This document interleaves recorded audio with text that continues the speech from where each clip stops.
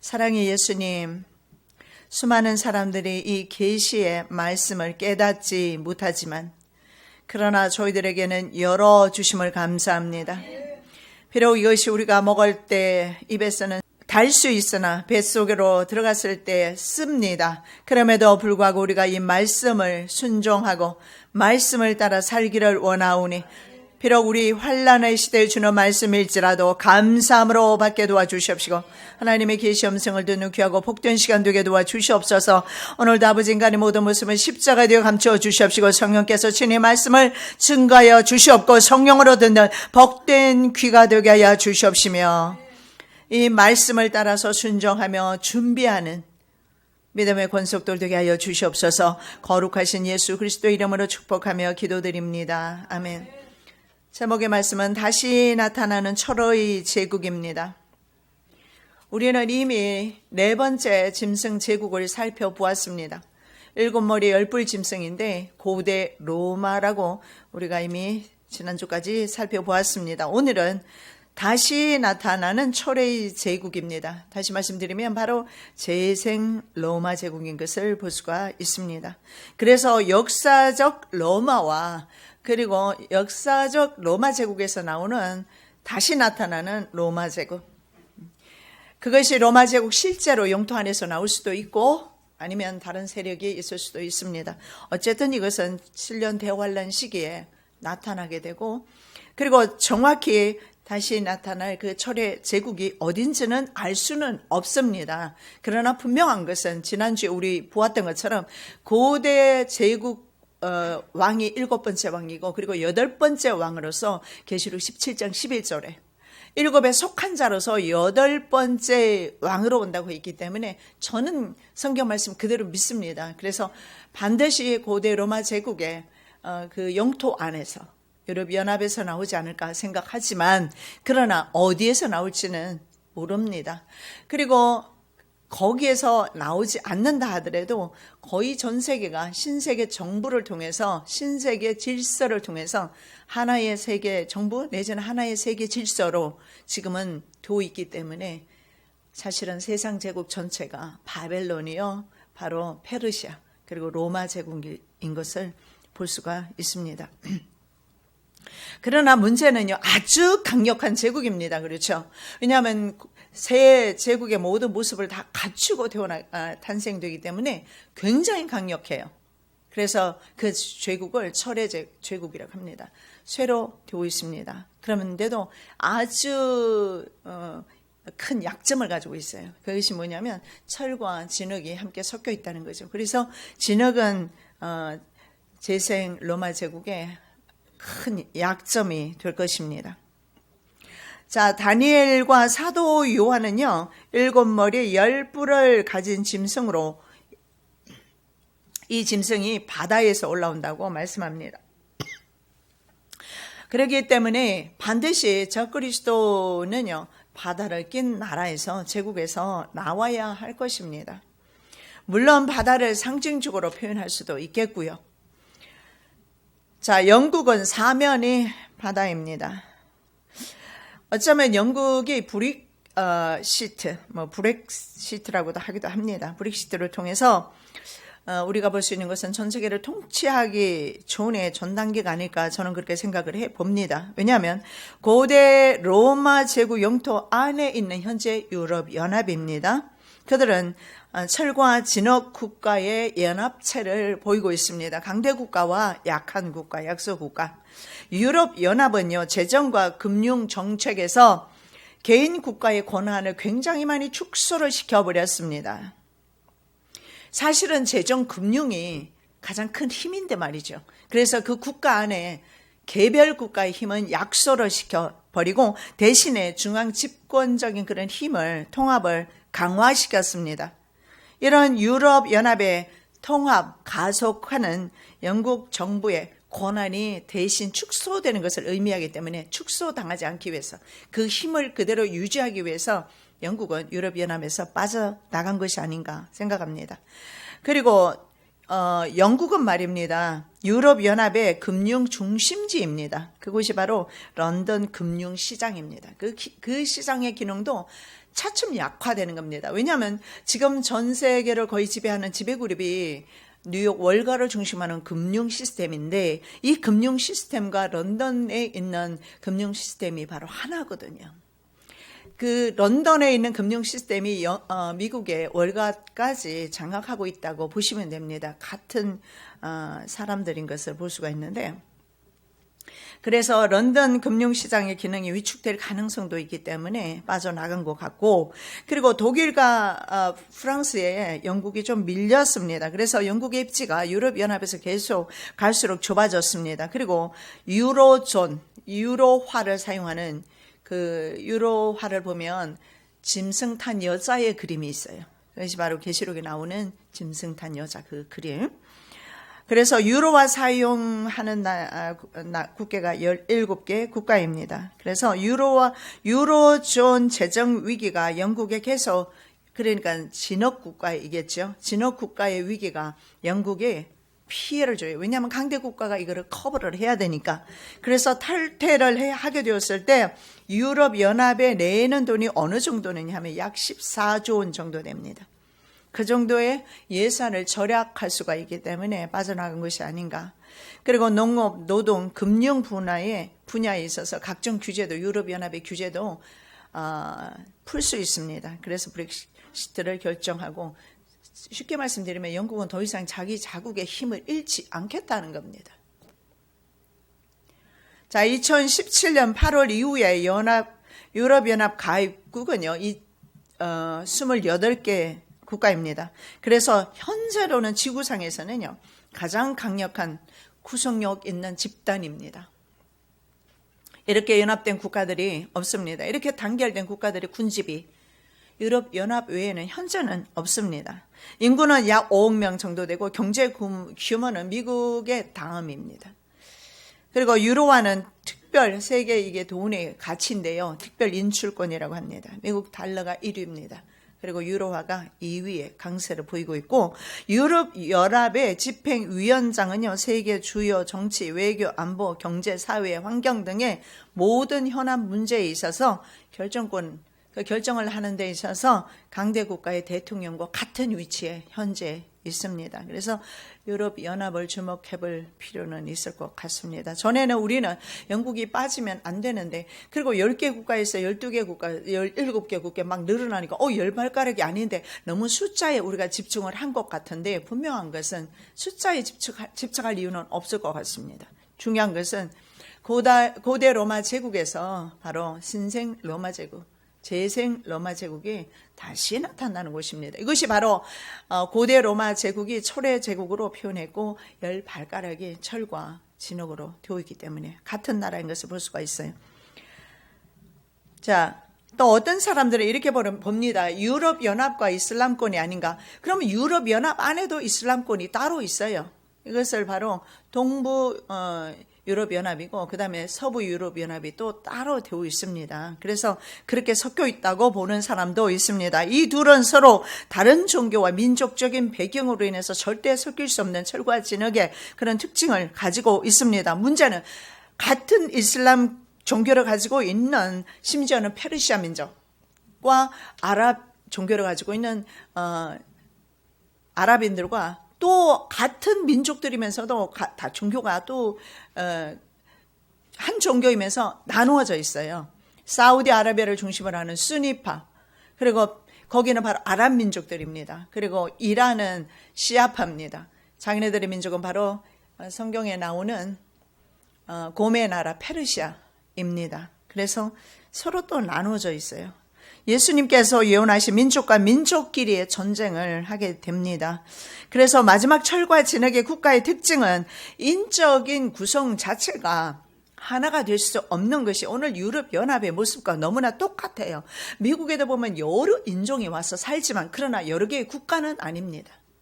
그러나 유럽연합은 여러 개의 국가이면서 하나의 군집을 유럽연합이라는 형성하고 있습니다.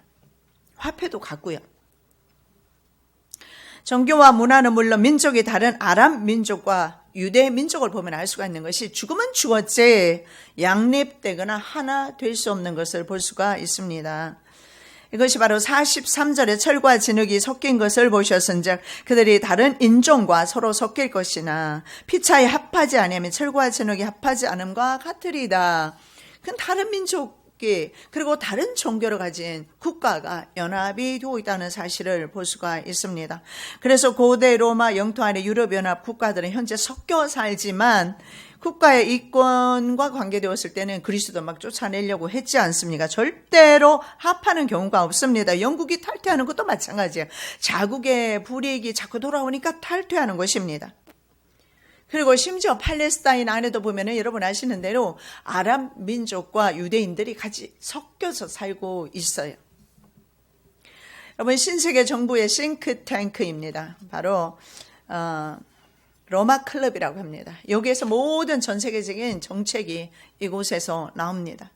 그런데 이 로마 클럽이 가장 중요한 외교 정책 지부이죠. 신세계 정부의 그리고 300인 위원회 가장 중요한 외교 정책 지부인 로마 클럽은 현재 전 세계를 10개 지역으로 나눠놨어요. 이것이 10개 발가락이 될 수도 있습니다. 전 세계 모든 국가는요, 지금 뭐 200개 국가가 넘습니까? 몇 개인지는 모르겠는데, 그 모든 전 세계 국가는 일단은 신세계 정부가 10개 구역으로 나누어 놨습니다. 그렇다면, 적그리스도는 반드시, 고대 로마 제국에서 나와야 하기 때문에 유럽에서 나오겠습니다만은, 그러나 전 세계가 10개 발가락으로 철과 진흙으로 나누어져 있는 것이 아닌가, 그런 생각이 듭니다. 그리고 철과 진흙의 주합을 어떤 사람은 셀류쿠스 왕조와 그리고 톨레미 왕조 두 개의 왕조 간의 정략 결혼으로 보는 경우도 있습니다. 그걸 좀 살펴보면 이해가 쉬운데 그러면 셀류쿠스 왕조는 어느 왕조이고 톨레미 왕조는 어느 왕조인가? 이제 우리가 다니엘서 11장에 들어가면 배우게 되겠습니다만은 바로 셀류쿠스 왕조는 북쪽의 현재의 시리아 지역입니다. 그쪽에 왕조인데 이 두 사람은 로마의 헬라의 알렉산더 대제의 네 장군들 중에 두 사람이에요.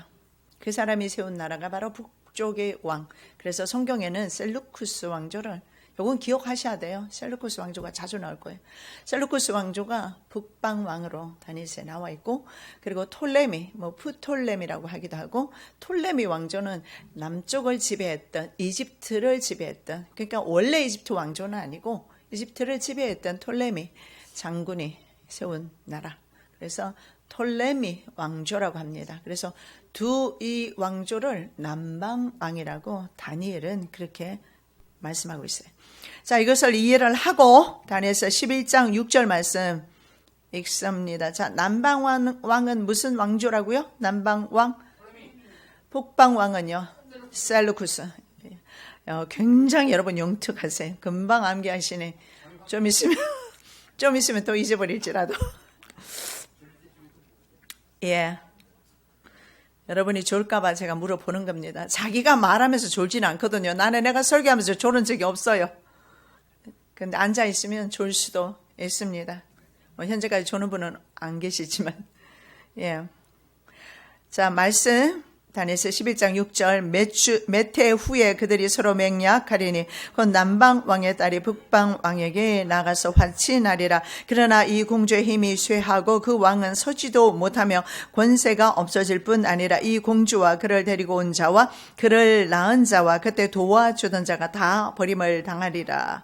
여러분 이 성경이 1.1획도 없이 역사 가운데 성취되었습니다. 철과 진흙은 셀루쿠스 북쪽의 셀루쿠스 왕조, 남쪽의 프톨레미 왕조 간의 혼인 정책으로 비유되기도 한다. 그래서 그들은 절대로 혼합이 되지 않았다 하지만 그러나 철과 진흙은 마지막 왕조이기 때문에 그 왕조는요 이미 지나갔잖아요. 그렇기 때문에 아마 이 왕조를 보기보다는 재생 로마 제국으로 보는 것이 맞지 않을까 싶습니다. 어쨌든 살펴보면 여기서 쉽게 다시 설명드리면 남방왕 톨레미 왕이 북방 왕에게로 나아가서 뭘 했어요? 자기 딸을 주면서 결혼을 통해서 우리 화친하자 그런 거예요. 그렇다면 언제냐? 주전 250년경 그러니까는 기원전입니다. 기원전 250년경에 이집트를 통치했던 바로 톨레미 왕조의 톨레미 2세입니다. 그 사람 이름이 필라델푸스입니다. 필라델푸스. 남방왕이죠. 자기의 딸이 누구냐면 베레네스. 여러분 이름도 기억하셔야 돼요. 다니엘서 11장 갈 때 다시 볼 겁니다. 자신의 딸 베레네스를 북쪽의 왕의 셀루쿠스 왕조의 안티오쿠스 2세입니다. 안티오쿠스 2세 북방왕이죠. 정략 결혼을 시킵니다. 그러나 안티오쿠스 2세의 본처가 있었어요.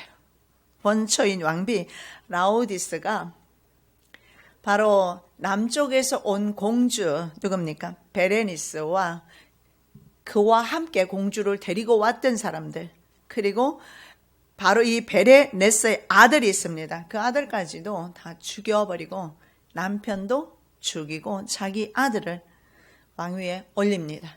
그래서 우리가 다시 한번 말씀 12장 6절 다시 한번 봅니다.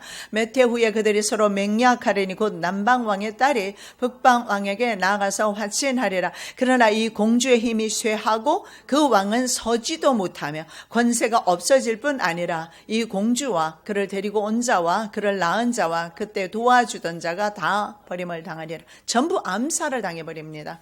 베레니스와 그리고 아들과 그리고 그가 데리고 왔던 남방 톨레미 왕조의 사람들까지도 이 베레네카에게 다 죽임을 당하게 됩니다. 그래서 여러분이 이것을 읽을 때 기억하셔야 합니다. 이 공주가 누굽니까? 이 공주의 힘이 쇠해졌다. 제가 중요한 정보를 드리는 거예요. 난 처음에 이 말씀을 읽으면서 이게 누굴까 참 많이 궁금해하고 했는데 여러분은 전혀 궁금하지 않죠, 그죠? 예수는 그렇게 단순하게 믿으면 돼요. 이 공주가 바로 베레니스입니다. 베레니스. 그래서 정책이 시행되지 못해요. 자, 주전 197년, 조금 그 뒤에죠. 그전에는 주전 250년인데, 그리고 좀 있다가 주전 197년에 반대로 이제는 북방 왕이었던 안티오쿠스 3세가 남방 애굽을 침략하는 대신에 자신의 딸을 남방 왕에게로 톨레미 왕조 남방 왕입니다. 이 사람이 바로 톨레미 5세인데 그 당시에 나이가 몇 살인가? 8살. 8살의 남방 왕에게 자신의 다 성숙된 딸을 보내는데 이 딸이 바로 그 유명한 클레오파트라입니다. 그래서 여러분이 생각할 때 클레오파트라는 이집트 공주인가 생각하는데 이집트 왕비입니다. 그리고 시리아 사람이에요. 오늘날 시리아 바로 북방왕의 딸입니다. 그래서 결혼을 시켰습니다. 결혼을 시키고 시켰지만은 클레오파트라가 어떻게 하느냐면 8살 된 자기 남편을 도와서 아버지를 배신하게 만듭니다. 그래서 북방왕의 안티오쿠스 3세의 계획이 수포로 돌아가게 됩니다. 그것이 바로 다니엘서 11장 17절 내용입니다. 다시 한번 11장 17절 우리 다시 한번 봅니다. 그가 결심하고 전국의 힘을 다하여 이르렀다가 그와 화친할 것이요 또 여자의 딸을 그에게 주어 그 나라를 패망케 하려 할 것이나 이루지 못하리니 그에게 무익하리라. 북방의 이제 왕이 남방왕 셀루쿠스 왕조의 안티오쿠스 3세가 자기 딸을 남방왕에게 주어서 화친합니다. 그런데 그렇게 하고 남방 나라를 패망시키려 했지만 뭐라고요? 이루지 못하리라. 그에게 유익이 없어요. 왜냐하면 자기 딸이 자기 자신을 배신했기 때문입니다. 그리고 이 클레오파트라가 어떻게 됩니까? 누구와 손을 잡죠? 로마와 손을 잡습니다. 그래서 로마의 황제였던 시저. 그래서 그 사람의 아들을 낳게 되지만 그 아들도 역시 살해를 나중에 당하게 되죠. 시즈가 살해를 당하면서. 그래서 이 북방왕과 남방왕의 모습 가운데서도 우리가 볼 수 있는 것은 철과 진흙이 전혀 합하지 않는다는 사실을 볼 수가 있습니다. 우리는 이런 세계 제국들이 여러 모양으로 서로 연합해서 무엇을 만들려고 합니까? 하나의 정부. 이것이 바로 니무롯 중앙세계 정부입니다. 그것을 니무롯 때부터 시작해서 지금까지 추구해 왔고요. 그들의 최종 목표가 바로 하나의 정부, 하나의 국가, 이것을 신세계 정부라고 하는데 이것이 바로 유엔을 비롯한 그런 많은 그런 유럽연합과 유엔과 이런 단체들을 통해서 현재는 오히려 지원을 받으면서 전 세계가 10개 그 구역으로 나누어지면서 그들의 새로운 질서, 이 새로운 질서는 하나님 없는 인간이 왕이 되는 질서입니다. 그러니까 여기서 우리가 볼 수 있는 것은 인간왕, 적그리스도가 세워지는 때가 임박하다라는 것을 볼 수가 있습니다. 그래서 이 시대를 분별하게 되면 하나님 예수님께서 친히 내가 곧 가마 음성을 안 들어도 주님 오실 때가 임박하다는 사실을 알 수가 있어요. 역사를 모르는다 하더라도 세계에 돌아가는 국제 정세를 보면 알 수 있고, 여러분 뉴스만 봐도 우리나라에서 계속해서 이 신세계 정부에 대해서도 말씀을 합니다. New World Government이라고 나와요. 뉴스 가운데서도 나오고 정책 토론하는 가운데서도 자주 나오는 걸 저는 발견을 했습니다. 이들은 월드 거버넌시라고 하기도 하고 거버먼이라고 하기도 하고 하나의 오더 질서라는 말을 사용하기도 하면서, 그리고 미국의 대통령들은 이 신세계 질서에 대해서 얼마나 많이 주창을 했습니까? 클린턴 할 것 없고 부시, 그리고 누구였습니까? 그 대통령, 흑인 대통령. 오바마 대통령도 마찬가지고. 그래서 그들의 입에서 지금 나오고 있는 것은 하나의 정부가, 강력한 국가가, 하나의 적그리스도와 동치하는 그런 강력한 국가가 세워졌다는 것을 볼 수가 있습니다. 자, 고대 로마 제국을 우리가 지난번에 살펴보았지만 전 세계를 지배하지는 못했습니다. 하나의 제한적인 지역적인 그런 세력에 불과했습니다. 알렉산더가 10년 동안 정광석화처럼 그렇게 거의 눈에 보이는 땅을 다 지배했지만 그도 한계가 있었어요. 그는 34세가 되기 전에 죽고, 그리고 더 이상 그 꿈을 이루지를 못했습니다. 그러나 마지막 이 제국은 인류 역사상 강력한 한 개의 세계 정부를 세우게 됩니다. 그래서 세우게 된다고 말씀하고 있습니다. 그런데 그것이 바로 10발가락입니다. 절대로 합할 수는 없지만 결국은 이것은 무엇입니까? 금신상 안에 10개의 발가락이 있다는 걸 생각하십시오. 그러면 금신상의 금머리가 바로 바벨론이고, 세상 제국을 바벨론으로 표현했을 때 결국은 10개 발가락도 바벨론에 속한 세상의 제국이고, 세상 제국은 권력의 속성상 하나님을 대적하고 하나님의 성도를 대적하는 그런 특징을 가지고 있다고 늘 말씀을 드렸습니다. 그래서 이들은 지금 해오는 것이 뭡니까? 경제는 화폐가 하나로 통일되는 것입니다. 그리고 정치는요, 글로벌리즘을 우리가 많이 들어왔는데 지금 전 세계는 하나로 묶여 있어요. 수입이든 수출이든 무역이든 간에 전 세계는 지금 하나로 묶여 있는데 그 증거를 우리가 이란에서 볼 수가 있습니다. 지금 북한에도 지금 그 일을 하고 있는데 그게 뭡니까? 국제 세계가 바로 경제 제재를 하는 것입니다. 그래서 수입도 수출도 안 하게 되면 어떻게 됩니까? 갇히게 되고 결국은 생존이 불가능하게 됩니다. 그래서 이란의 핵 무기 만드는 것 때문에 이란 경제 제재를 했지 않습니까? 근데 오바마 대통령이 풀어줘 버렸어요. 그래서 계속해서 엘람에서 그들은 핵을 계속 제조하는 일을 할 것입니다. 이것은 당연하죠. 왜냐하면 이란 역시 공화국 전쟁의 주체가 되기 때문에 묶여 있으면 안 되겠죠. 그렇게 해서 지금은 이런 식으로 경제 제재를 시키면 어느 나라도 자유로운 나라가 없어요. 이것을 여러분, 각 국가마다 이런 경제 제재를 체제를 다자주의라고 합니다. 다자주의. 그렇게 다자주의를 통해서 하나가 만드는 거예요. 각각 개별의 국가 이름을 가지고 있고 자신의 국가 이름을 수출도 하고 수입도 하지만 어느 한 국가도 독립적으로 존재는 더 이상 안 된다라는 거예요. 이런 질서를 묶어놨어요. 그게 바로 글로벌리즘, 경제용어로는 다자주의.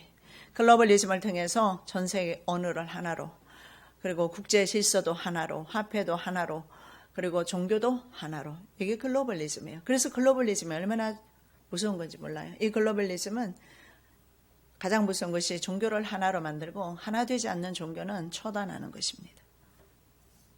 그런데 성경에서는 종교연합하면 안 된다고 하잖아요. 다른 우상 섬기면 안 된다고 말씀하잖아요. 자, 그래서 정치, 경제, 종교까지 통합이 이루어집니다. 그러면 전 세계를 한 세계 왕이 통치하는데, 그래서 그를 성경에서 적그리스도라고 하고, 적그리스도는 반드시 그리스도가 오시기 전에 나타납니다. 자, 인류 역사가 보여주는 것은 성도와 제국은 서로 양립할 수 없는 것이고 언제나 반대편에 있다라는 것을 보여주고 있습니다. 세상 제국은 모든 인간을 지배하며 스스로 우상 숭배의 대상이 됩니다. 이것이 문제입니다. 자기가 왕이 되기 때문에 자기를 섬기라고 합니다. 그래서 다른 사람들에게 경배를 요구합니다. 이것이 권력의 묘미가 아니겠습니까? 아무도 거들떠 보지 않는 거지의 신분이 낫겠습니까? 아니면 뭐 출근하면 회사 직원들이 막 수백 명 있어서 막 저를 꿈뻑꿈뻑 하는 데서 행렬을 받으면서 출근하는 사람이 행복하겠습니까? 권력이라는 것은 참으로 달콤합니다.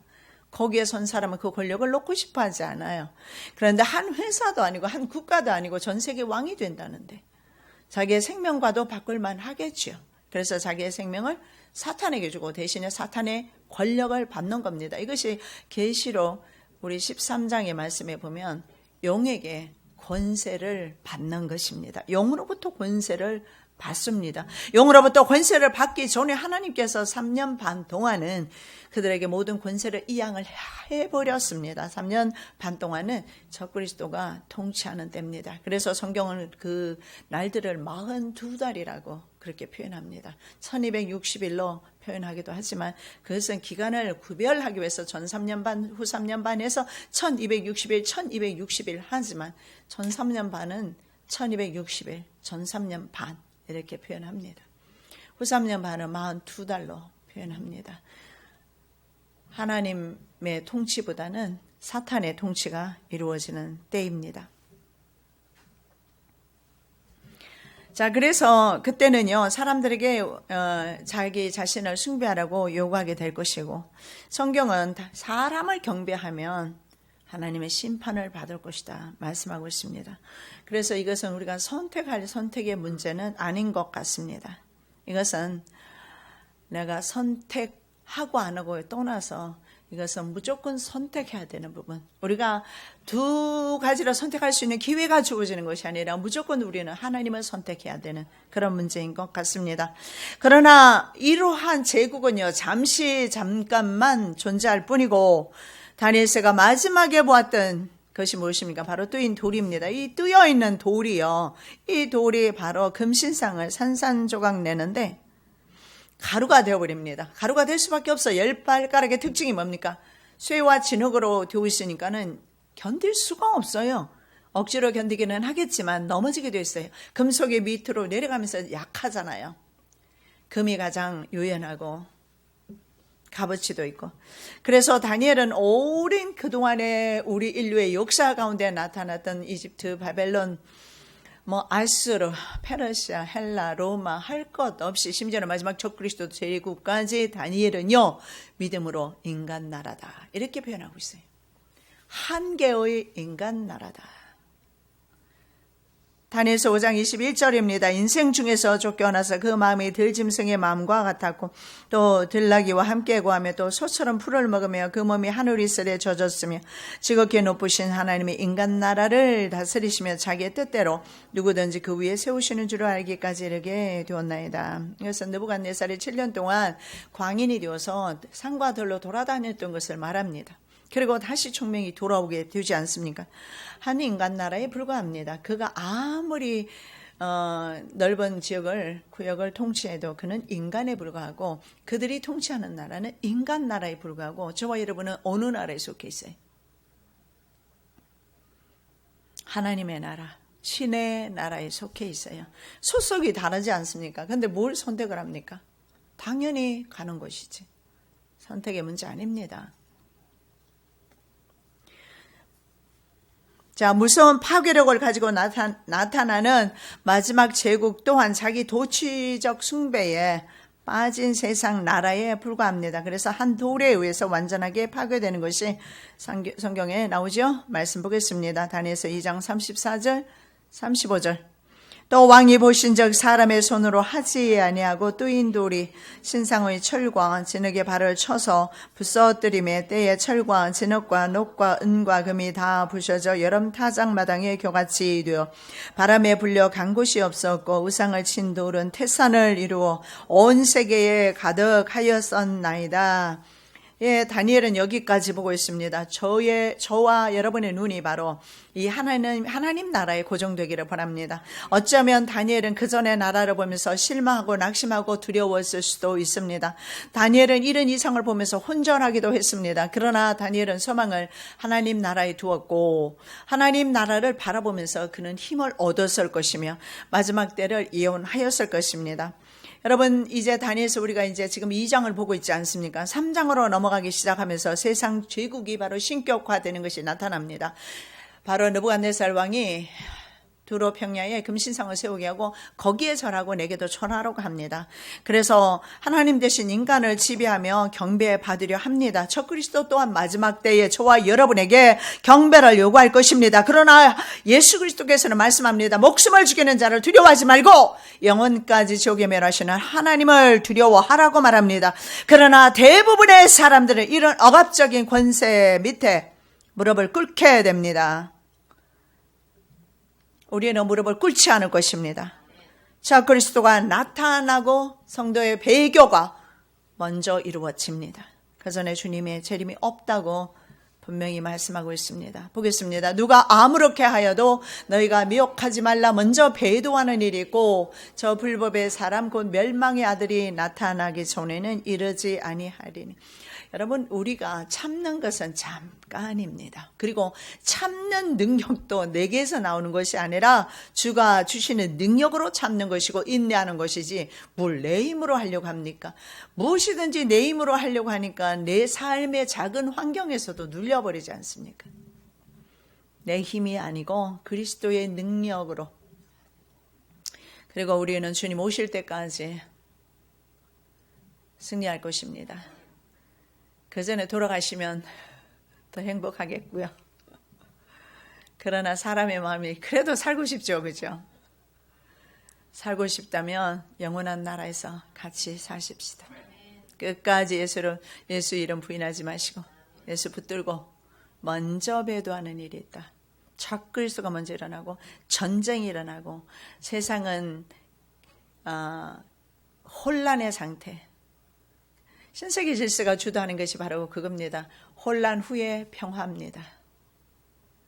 전 세계적인 혼란이 오게 될 것입니다.